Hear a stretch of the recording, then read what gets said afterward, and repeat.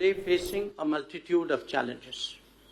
These events have disrupted global supply chains, leading to serious impact on the supply of energy, food, and fertilizers, and cascading effects on developing nations.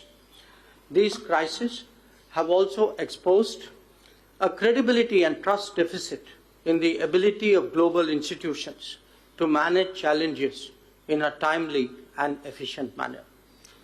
These challenges, however, are also an opportunity for member states of the SCO to collaborate and address them collectively. With more than 40% of the world's population within the SCO, our collective decisions will surely have a global impact.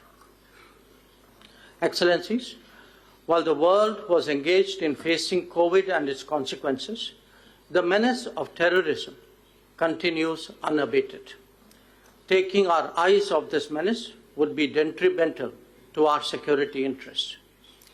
We firmly believe that there can be no justification for terrorism, and it must be stopped in all its forms and manifestations, including cross-border terrorism. The channel of finances for terrorist activities must be seized and blocked without distinction.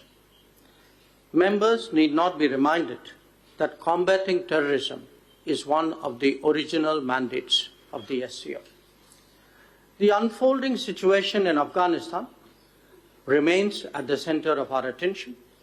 Our efforts should be directed towards the welfare of the Afghan people. Our immediate priorities include providing humanitarian assistance, ensuring a truly inclusive and representative government, combating terrorism and drug trafficking, and preserving the rights of women, children, and minorities.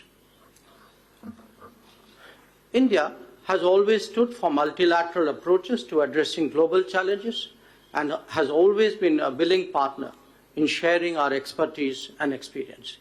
In this regard, India's own achievement in the field of startups and innovation is a remarkable journey. Today, there are more than 70,000 startups in India, of which more than 100 are unicorns. We stand ready to share our experience with member states. Colleagues, in this context, I would like to express my gratitude to all of you for supporting India's proposal of creation of 2 new working groups on startups and innovation and on traditional medicines last year. I'm happy to note that the regulations to operationalize these working groups have been approved by member states. Excellencies, SCO is in its 3rd decade of existence, and this is an opportune time for its reform and modernization to keep the organization relevant in a rapidly transforming world.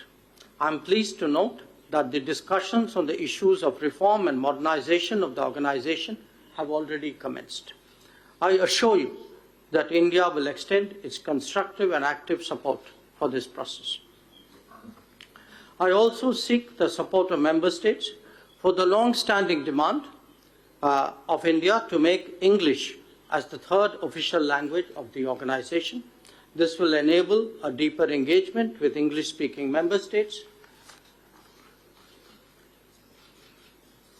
of the SCO and will take the work of this organization to a wider global audience.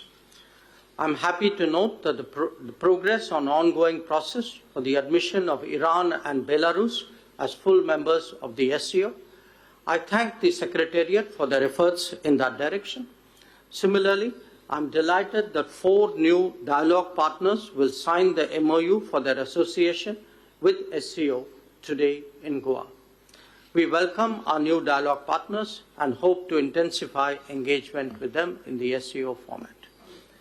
Excellencies, India has proposed a New Delhi declaration as an SCO summit declaration and 4 other thematic joint statements on cooperation in de-radicalization strategies, promotion of millets, sustainable lifestyles to address climate change, and digital transformation. I seek your support in timely finalization of these documents for approval by our leaders at the SCO summit. I'm confident that today's meeting would lead to fruitful discussions which would help in sustaining the momentum of our cooperation. I once again wholeheartedly thank you all for your support for the first ever SCO presidency of India, and I sincerely hope that we can get together to make the SCO Heads of State Summit meeting a great success. Thank you.